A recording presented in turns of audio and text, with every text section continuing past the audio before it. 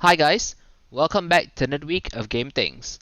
I'm your host for the week, Ming, and this week we'll start right off with one of the hottest gacha games around, Genshin Impact. Genshin Impact's next update, When the Sakura Bloom, will be launching on the 16th of February, and of course, with a new update comes a new character that players can pull for. The new character in question here is Yae Miko. She's an electro-based fox lady that uses the catalyst weapon type. Of course, just like all other limited time character banners in Genshin, she too has a separate weapon banner that players can try their luck in getting her catalyst weapon, Kagura's Verity. Aside from Yae Miko's banner, Raiden Shogun as well as Kokomi will have their banners coming back for a limited time only. Raiden Shogun was an insanely popular character that plenty of players tried to pull for when she was first released. So if you missed her back then, do make sure to pull on this banner as she is currently still a meta unit and she is definitely very good. Aside from that, this new update will of course bring about more story progression as well as brand new enemies for players to face. To top it all off, players will gain access to a brand new bartender mode where players can mix drinks for their favorite characters. That's all we have for Genshin Impact. Now let's move on to Ghostwire Tokyo. Over the week, Ghostwire Tokyo released a showcase video giving us a preview of some combat elements as well as a couple of enemy types. The overall combat for the game is very fluid as the player can wield various elements to attack the monsters. And if you prefer a stealthier approach to combat, you can use the bow and arrow to take out your enemies from a distance. Or, if you're surrounded by a horde of spirits, you can whip out a mystical talisman that can electrify your enemies, leaving them stunned in place. These are just some of the combat aspects that have been revealed to us. There'll be more to come, and I personally am very excited for it. If you feel like the combat isn't enough to convince you on how good the game is, perhaps the design of the monsters will. Some of the spirits revealed includes a Slenderman-like monster, some headless Japanese high schoolers, a girl chasing you with a massive pair of scissors, and finally Georgie from the movie It, just that he has a red umbrella instead. The overall designs are very well made and quite creepy but not terrifying or disturbing like horror games. So if you like the thriller genre, this would be right up your alley, and I recommend checking it out when it's released on the 25th of March on PS5, Steam, as well as Epic Game Store. If you pre-order the game now, you get a special Hanya outfit, and if you like what you see in the showcase a lot and want to support the game, you can get the deluxe weapon, the deluxe version that includes a streetwear outfit pack, as well as a shinobi outfit that comes with a kunai weapon. The best part of the deluxe version is that you get to play the game 3 days ahead of its release, so do make sure to nab it if you can't wait to play the game. Moving on from Ghostwire Tokyo, we are now going to talk about an all-time favorite, Elder Scrolls Online. Elder Scrolls Online is set to have a brand new expansion called High Isle that will be released on the 6th of June on Steam and Stadia. Console players would instead have to wait 2 more weeks as the expansion will only be available on the 21st of June for consoles. If you pre-purchase the expansion now, you'll get access to a new Pale Frost Elk mount as well as a Pale Frost Elk pet. On top of that, you will also be able to receive bonus items on the launch of the new expansion. Be sure to pre-purchase it fast as Pale Frost Elk mount and pet bonus will only be available until the 4th of April. So make sure to pre-purchase the expansion before then. That's pretty much all the news we have for the new expansion, as the cinematic trailer didn't really show too much, but be sure to check out the trailer for yourself as it's really epic. Now we move on to our last piece of major news for this week, featuring the cult classic GTA. So first off, GTA Online will be coming to the PS5 as well as Xbox Series X and S on the 15th of March. The game will feature new graphical improvements, run on 60 FPS, HDR, and ray tracing options. and of course, most importantly, reduce loading times. If you have ever played GTA Online, you would know that the loading times are absolutely horrendous, so it's definitely nice that they managed to reduce that time. That's not all the news we have for GTA this week. Rockstar has finally confirmed that GTA 6 is currently being developed. Even though we know absolutely nothing about the game, it is exciting to finally get a confirmation that GTA 6 will be coming. So, with that in mind, be sure to stick with our podcast and YouTube channel to always stay up to date on the latest gaming news. You wouldn't want to miss out on the juicy GTA 6 details when it's available, right? That wraps up our major news for the week, and now we're gonna jump right into the first flash news that we have today, featuring the brand new DLC called Survivors of the Void that is launching on the 1st of March for Risk of Rain 2. This brand new DLC will feature new weapons, enemies, and environments for players to explore. There will also be 2 new playable classes that are being released as well, with only one class being known to us at this point of time. The new class is a Railgunner class.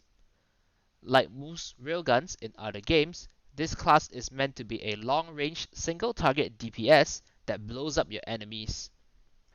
You are also given a special sniper scope that guarantees critical hits if you hit weak spots. Of course, if you don't hit the weak spots, there'll be no critical hits, but it's not that hard to hit the weak spot. In any case, be sure to check out the Survivors of the Void DLC when it releases. We now move on to our next piece of flash news on the soon-to-be-released Gran Turismo 7. Recently, for PlayStation's State of Play, they revealed a deep dive into the upcoming Gran Turismo 7. To sum up the contents of the video, the upcoming game will feature more than 400 vehicles for players to pilot, a slew of customization options ranging from cosmetics to performance customization, and there'll also be brand new mission races and the return of licensed tests for players to take part in and enjoy. The game will feature gorgeous visuals as well as multiplayer for players to mess around with and have a good time. Gran Turismo 7 is currently set to be released on the 7th of March, so be sure to pick it up when it's released if you're an avid racing game fan. Next, we'll talk about the popular online card game Gwent. For all you fans of the Witcher series that dabbled in Gwen but aren't too fond of the competitive feel the existing Gwen game exudes, you guys are in luck as CD Projekt Red has announced that they are currently working on a standalone single-player Gwen game. The game will supposedly be a story-driven game, perfect for players that just want to sit back and play card games leisurely. Currently, we only have this much info revealed, but worry not, we will definitely bring you guys more news in the future when it's revealed. Moving on to our next title, Shadow Warrior 3, which will be releasing on the 1st of March on Steam, PS4, and Xbox One. If you pre-order the game now, you will receive an exclusive skin for your katana, and on top of that, players that get the game on console will get Shadow Warrior 1 and Shadow Warrior 2 for free. So be sure to check out the game on its release, especially if you are a console player. After all, it's 3 games for the price of 1. What a nice deal. If you still aren't convinced by this awesome deal, check out the trailer for the game. It is hilarious and most definitely worth taking a look at. For all you fans of the Final Fantasy franchise, great news! FF14 is finally back for sale, and in case you didn't know, around 2 months ago, FF14 released their Endwalker expansion. It was so insanely popular that Square Enix had to temporarily remove the game from stores to prevent a server overload. Now, finally, after 2 months, it's back, so if you didn't manage to snag a copy back then, make sure to nab one as soon as possible in case they decide to remove it again. Moving on to our last piece of flash news for the week, featuring a rather unfortunate turn of events. The fighting game Jump Force will no longer be purchasable on Steam as Bandai Namco has officially ended support for the game. The online servers will only last up to the 24th of August 2022 before being taken down for good. So for all you guys out there that own the game, make sure to hop back in for a bit and get some online play in before it's no longer available. And the bad news just don't stop coming for this week. We have 3 game delays that was announced over the week. The first delay is for Battlefield 2042, the first season that was originally set to be released in early 2022 has now been pushed back to early summer of 2022 with no specific date set yet. Then we have Halo Infinite, just like our previous title, will also be getting its upcoming update pushed back to a later date. Again, there's no set date for when the update will be released, and all we know is that it's coming in the near future. The last delay we have is not content delay, but it's the upcoming game Suicide Squad Kill the Justice League that is getting delayed. Originally set to be released this year, it has now been pushed back to 2023 with no set date yet. Well, feels like almost every week we get some sort of delay announcement. Hopefully the same won't happen to some of the other really hyped up titles coming this year. Anyway, let's not focus on the depressing thoughts and instead look at the new games that were released this week that we think you guys might enjoy. First up, we have Oli Oli World, a 2D skating game with a similar vibe to the popular cartoon series Adventure Time. The game is currently available on PS5, PS4, Xbox Series X and S, Xbox One, Switch, as well as PC on Steam. Do make sure to check it out if you are into skating or just want to enjoy some good art. Next, we have Sifu, an action-adventure game featuring Chinese martial arts. The game features intense hand-to-hand combat action ranging from combos, counters, dodging, exactly like how martial arts would be. The combat is also seamless and fluid, making for a very pleasing visual experience when you pull off those sick moves. The game is currently available on PS4, PS5, and PC via Epic Game Store if you're interested in grabbing it. On to the next game, we have Crossfire X, available on Xbox One, as well as Xbox Series X and S. To make things simple, Crossfire X, in my opinion, is basically just CSGO for the Xbox. So if you like CSGO a lot and are just tired of cheaters in general, check out Crossfire X and maybe give it a shot. Up next, we have Edge of Eternity, releasing on PS4, PS5, Xbox Series S and X, as well as Xbox One.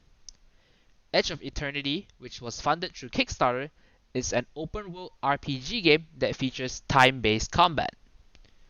The overall visuals of the game is beautiful, and the combat system is solid. If you're still hesitant about the game and want to know how others feel about it, you can check out the Steam page with mostly positive reviews. With all that in mind, maybe you ought to give the game a shot and try it out. We have now reached our final title for the week, featuring the popular Kingdom Hearts series. Kingdom Hearts 2.8 Final Chapter Prologue, Kingdom Hearts HD 1.5 plus 2.5 Remix, as well as Kingdom Hearts 3 will now be available on the Switch as well. So if you are a fan of the franchise but missed out on playing some of the games, make sure to grab it now on the Switch to immerse yourself in the story of Kingdom Hearts. And that wraps up all the hype releases for this week, and we now move on to our last and most anticipated segment, Free Things. For this week, Epic Game Store is giving out a free game called Windbound, so be sure to grab it while it's still available. Yu-Gi-Oh! Master Duel players who log in to the game between now and March will be able to receive 1,000 gems for free as a reward to celebrate the game hitting 10 million downloads. And that's basically all we have for this week. I was your host for the week, Ming, and I hope you guys enjoyed this week's episode. If you guys are watching the video on YouTube, please like and subscribe to the channel to stay updated to all the news we bring each week. And that's all from me for this week, folks. Stay safe and see you next week.